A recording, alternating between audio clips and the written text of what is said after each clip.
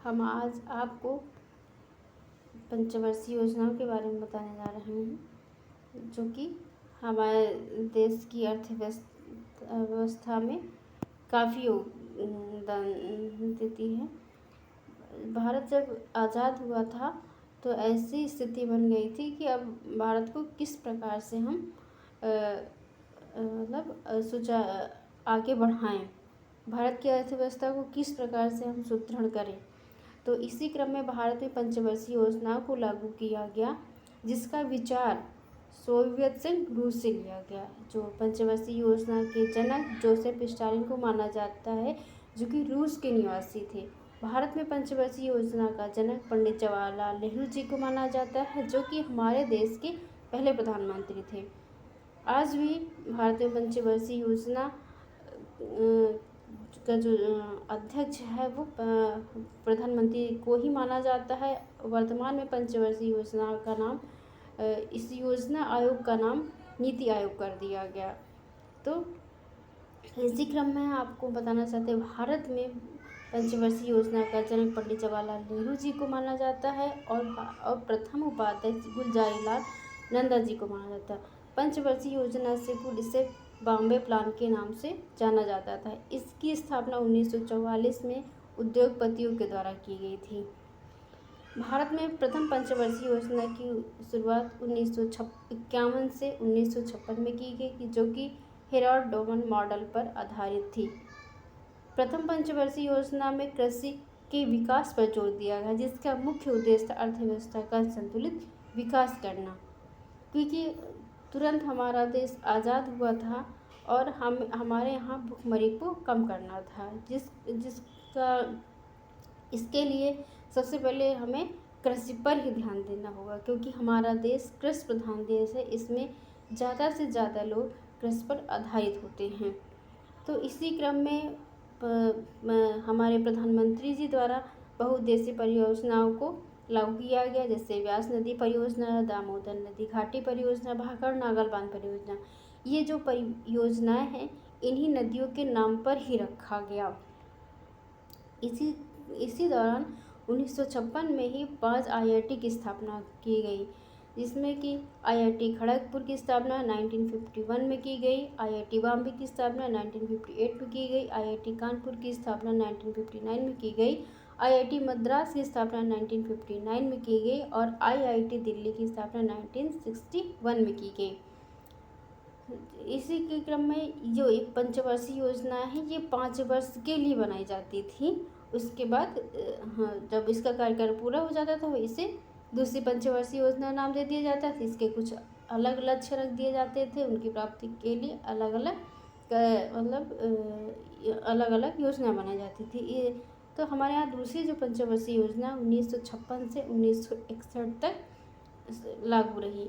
जो दूसरी पंचवर्षीय योजना है, ये डॉक्टर PC महालनोबिस मॉडल पर आधारित थी। इसमें उद्योगों का विकास पर जोर दिया गया।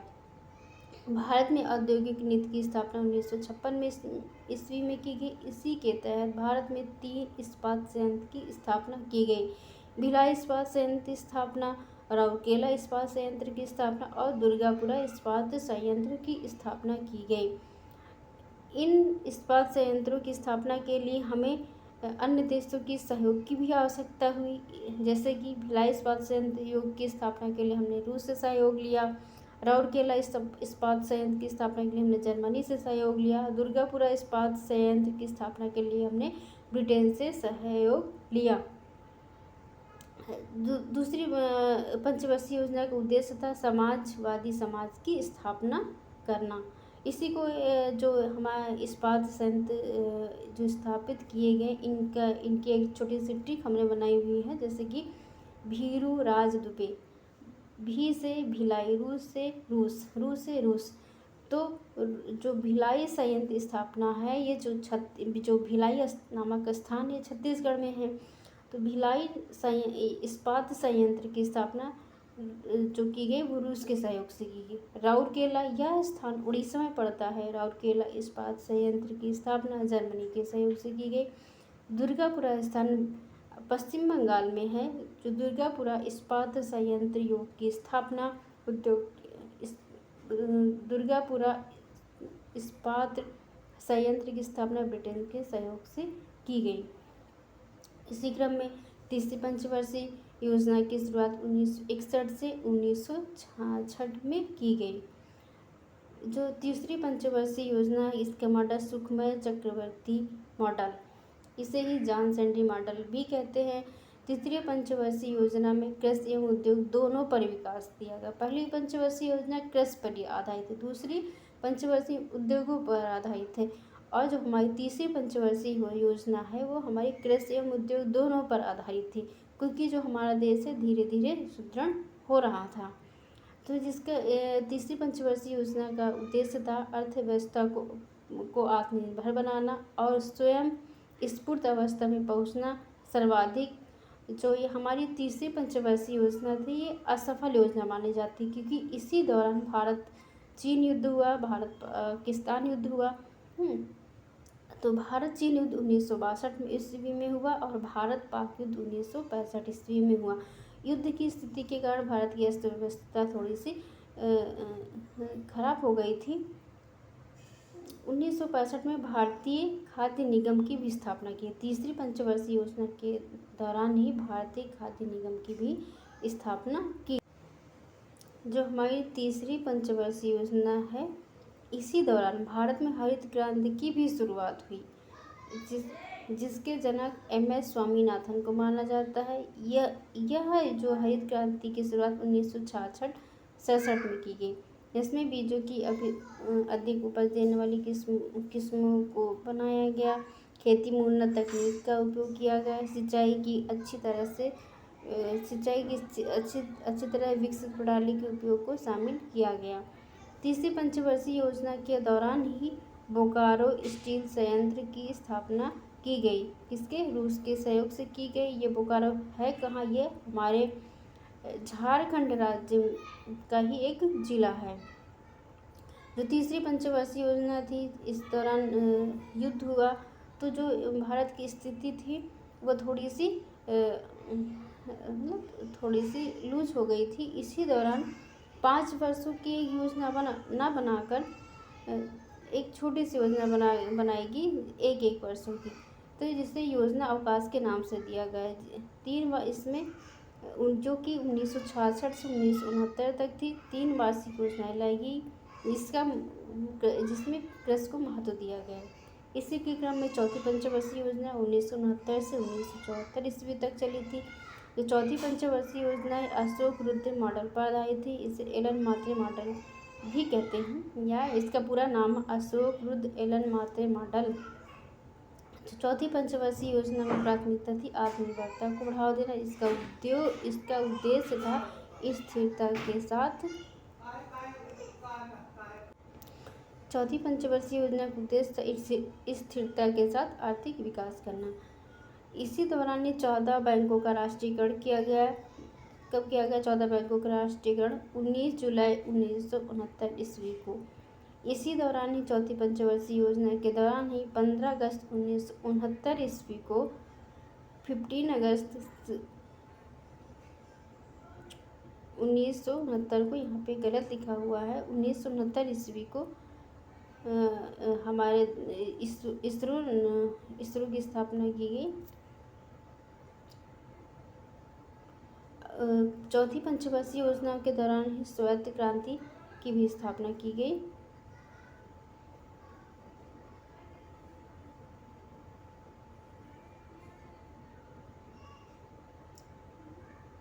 इसरो की स्थापना 15 अगस्त 1969 में की गई।